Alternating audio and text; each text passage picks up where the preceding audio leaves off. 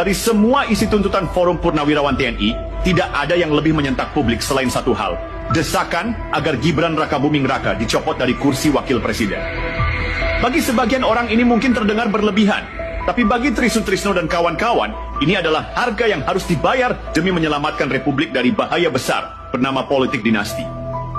Tri Sutrisno menyatakan dengan jelas bahwa persoalan bukan pada sosok Prabowo. Ia tidak mempermasalahkan jalan Prabowo menjadi presiden, tapi soal Gibran itu cerita lain.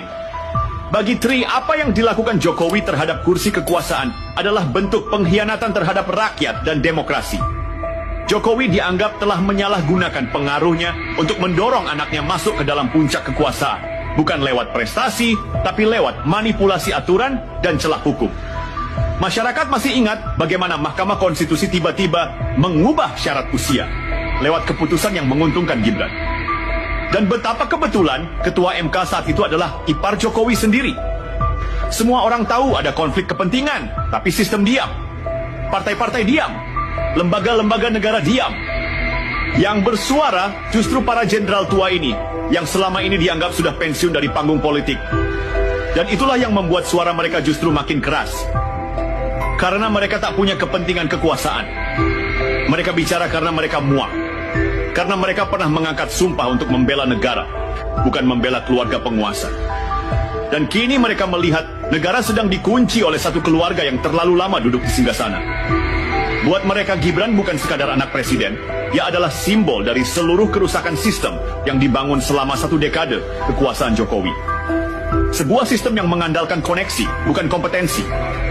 Yang mementingkan loyalitas keluarga, bukan kapasitas kepemimpinan. Yang menjadikan negara ini bukan milik rakyat, tapi milik segelintir nama yang kebetulan lahir dari rahim kekuasaan. Tri Sutrisno melihat semua ini sebagai bom waktu.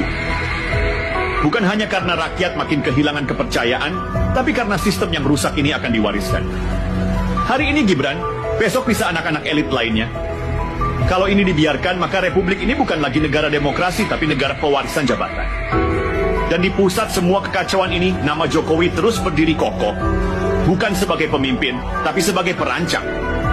Ia bukan hanya gagal mencegah politik dinasti, ia justru dalang. Ia bukan korban sistem, tapi pembuat sistem itu sendiri. Di hadapan kenyataan ini, para purnawirawan memutuskan untuk tidak tinggal diam. Bukan karena mereka benci pada sosok tertentu, tapi karena mereka mencintai Republik ini.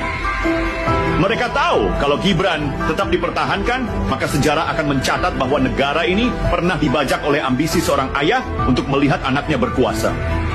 Dan bagi mereka, itu adalah tragedi nasional.